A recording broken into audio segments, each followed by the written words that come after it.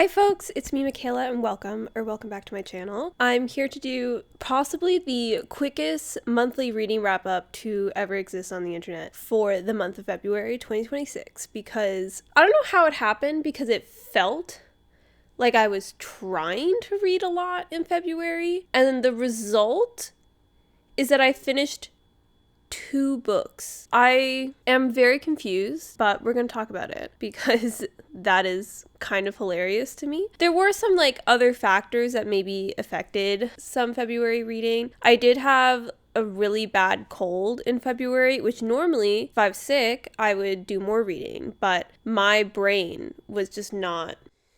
It was like words, zero comprehension. So reading was not happening very much during the sickness portion of the month, which is disappointing. I also started trying to work out again in February, so I was doing that and I was taking some of my time from myself. And then I also started some ballet classes for the first time in 10 years, which has been really fun, but really interesting. So that's been taking evenings away from me as well. Yeah, even though, I definitely was doing things other than reading, I have other hobbies. It did feel like I came to do this wrap up and I was like, I thought I read more than this, but we'll talk about it. I did finish 2 books in February. I think maybe I finished another book really at the beginning of the month, and maybe I included it in my January wrap up instead. I can't quite remember, but I have, since my January reading wrap up, I have only finished 2 books. One of them was a nonfiction and one was a romance. I've read 2 books, forgets them. So I did have one nonfiction and one romance book. They were both new to me. The romance book is one I owned and read physically, and then the nonfiction was a memoir that I loaned and read digitally through Libby. So let me see. I did read 754 pages in February, which averages to 377 pages a book and 27 pages a day. But the only thing is that that's kind of inaccurate because I am currently in the middle of reading 3 books. I have most of February been doing my reread of Quicksilver, and I have 60 pages of this book left, and it's a 600 page book. So that's 500 more pages basically that I read in February, but just didn't contribute to the wrap up because it'll be included in March because I didn't finish this book in February. I'm also halfway through a Deceptive Devotion by Ona Wishaw. It's the next Lane Winslow murder mystery that I've been reading digitally on Libby. So that's another 200 pages there that I have read in February, but it's not being contributed to the wrap up. And then I am also reading The Last Devil to Die by Richard Osman, which is the 4th Thursday Murder Club book. So I'm a little into that book as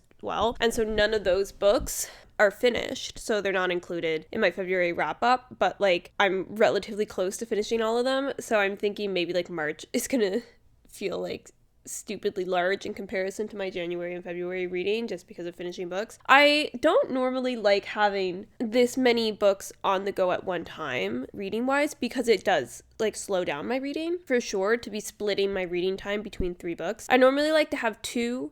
I like to have a physical book that I'm bringing back and forth to work, and then I like to have a digital library loan book that I'm reading for at my desk mainly. And then if I'm really into it, then I'll read some of it when I'm home, but mostly my Libby digital reading is exclusively for at the office at my desk. I have a couple minutes here and there. So it usually takes me a really long time to read those books because I am reading so little at a time. But I like that system and the system works well for me. But I have been doing my reread of Quicksilver. And the thing is it's a reread and it's a giant hardback book and it's the winter. And I was just I don't want to be carrying this back and forth to work because I walk 3 kilometers to work. So when there's a bunch of snow on the ground that I have to walk through for 40 minutes both ways, uphill both ways in the freezing cold snow, I'm basically swimming the work through ice, I don't want to be unnecessarily bringing a giant book with me. So then I'm oh, but I still want to bring a physical book with me to work. So I'll read another smaller paperback book, but then I still have my digital book. So then I'm stuck reading 3 books, and it's been taking me ages because I get like decision paralysis of like which one should I read. And like when I'm only reading Quicksilver on the evenings during work days, and then I'm trying to read my other physical like paperback during my lunch breaks and the weekends, and then I'm trying to read my digital book. It just takes longer to read a book, because if I didn't have like my giant reread book, I would just have the one paperback on a go, and then I would be like reading that at work in the evenings and on the weekends. You finish a book way faster that way. It's just facts. Also, like, this is a really big book, so that doesn't help with the giant rereading process, but that just to justify my lack of reading despite being a reading channel, I guess. And I also just like ebbs and flows. Like, I also have been knitting, and I was on a super knitting craze, and now it's calmed down a lot, my knitting. I'm not knitting like crazy, mostly because I realize like if I am knitting that much like all the time, my fingers will hate me for life. So I needed to calm down. You know, now like my knitting's a bit on the back burner. I'm like focusing more on ballet now. It's all like seasonal, you know? And then I'll come back to my reading habits. I'll get more into reading again. I'll have 1 month where I read like 10 books or something instead of 3. And like I'll have 1 month where I basically finish half of a giant knitting project, and then I won't knit for like a couple weeks because I like it. I don't force myself to do anything. They're my hobbies. I'm supposed to enjoy them. So I just kind of go I go with the wind with my hobbies. Whatever is like I'm feeling drawn to is what I do. I also now am making bread. I have bread rising right now in the corner. So I do make myself 2 loaves of bread, usually every couple weeks. Usually like 1 loaf lasts me a week because I don't eat like a ton of bread. But that's just been like fun, experimenting, trying to perfect my bread recipe to make my bread the most nicest bread to ever bread. And for me personally, it's like a personal accomplishment to make nice bread. I'm very proud of it. But yeah, it's just like I have a lot of other things going, you know, when you're trying to read and do ballet class and work out regularly and knit and make bread and like hang out with my cat and have a social life and like keep up with my friends. You know, it's a lot of stuff to do. And there's only so many hours in the day, especially when you also have a full-time job and it's the middle of February and the weather is depressing. So I guess like let's just like talk about the books. My average rating for the month is just like the rating I gave the one physical book I finished, because the nonfiction I read, which was the first book I finished in February, was Know My Name by Chanel Miller, which is a memoir, and I personally don't like to rate memoirs because it feels weird. Even though I know like I'm rating the writing of the book, it just feels hard to detach that from feeling like I'm giving a rating to somebody's like life story when I'm reading a memoir. So it's just like my personal opinion to not rate them because it just like feels kind of weird. But I did read Know My Name by Chanel Miller in February. I really like took my time with this. It is like a heavy read, and I think especially like in February with a lot of things going on in the news of like events that were happening and things coming out and being released, it was a very it felt like a very appropriate time to be reading it, but it also made it a bit of a difficult time to be reading it. And not like in a bad way, but just in the reading this and realizing the like grim reality of our world in some way, and how in certain ways there's still like so far to go in terms of care and justice for victims. But I'm really glad I read it. I thought it was beautifully written, and I thought it was an amazing memoir. It's one that I've been like meaning to read for years, like since it came out basically, and I just like didn't get around to it. But I did put it on my 26 books in 2026, I believe, because I was really wanting to, you know, like remind myself of this memoir that I was wanting to read this year. And so I did put like a Libby hold on it, which I got it like sooner than I was expecting. And I was like, you know what, I'm going to do it. I'm going to read the book. And so I did take my time because I felt like it was not one that I could just, you know, binge read through. It felt like I wanted to take the time to read it slowly and to really like comprehend what I was reading. And I'm really glad I did that. I really thought the reading experience was very like beneficial and enlightening to me. So I would highly like recommend anybody to read Know My Name, but also like go into it knowing that this is heavy and emotional topics and it's gonna hit you hard in certain ways. Like just like be prepared for that. Like be prepared to be sad, be prepared to be angry, and to like really have the door opened for you on this victim experience. Yeah. I don't know how to move on from that. I don't think there's a good segue.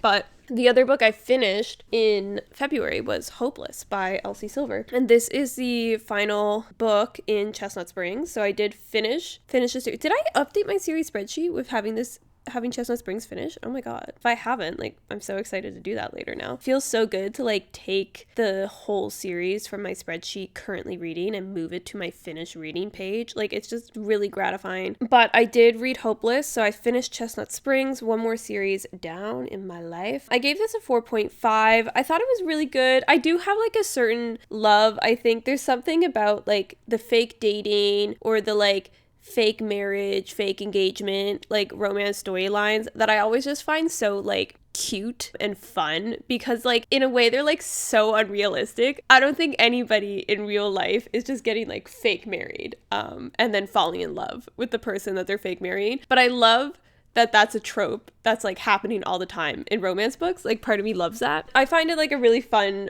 like plot line to follow, and it was very like feel good. I liked finally getting to know more about Beau, because he was like in the military and like deployed for a lot of the other books in the series. You never really got to see him much, even like outside of like, obviously here you're getting his perspective directly, but I mean like even in terms of like he wasn't around as much in the other books as some of the other characters, so it felt like really like opening a door on somebody we really didn't know much about. And then I also really like to get to know Bailey. They're like really nice together. They're super supportive. I like that way that their relationship like developed. I didn't think that the third act conflict was like stupid. Sometimes like third act conflicts feel like not that logical and instead are just there because like you needed the third act conflict for the couple to grow through and overcome for the happy ever after to like feel like gratifying and real and like a complete story. But this one felt very much like this made sense. You could like see it coming, but not all the aspects of it. There was like a little bit of a like, ooh, I didn't see that one. But it also, I was like, this is understandable reactions by adults in this relationship for these circumstances. And then I also didn't think it was like dragged out too long to resolve it, which was nice. And like it was just like a little happy ever after romance. Who doesn't love a good romance, you know? And I do love Elsie Silver's writing. I will say like think like the one thing about Elsie Silver is not even like, it's not like a qualm. I don't have any issue with it. It doesn't like actually affect my rating, but Elsie Silver loves to say somebody is looking at somebody else like they hung the moon. We are hanging the moon 5 times a book in an Elsie Silver novel sometimes, I swear. And it's almost like endearing at this point. Like I'm just waiting for it to happen. You know, I'm like, how many pages until somebody's looking at somebody like they hung the moon in an Elsie Silver book? Like that almost could be a drinking game, I think. So it's really fun. It's almost like a calling card of Elsie Silver in a way, but I really enjoyed it. I felt like almost it wasn't in this one as much. It was surprising. I was expecting to read it more than I did, but I gave this 4.5. It was a really good book. I would say like my favorite in the series is still Heartless. I don't know. There's just something about the single dad one that really, I'm just like, yes. I really loved Willa and I found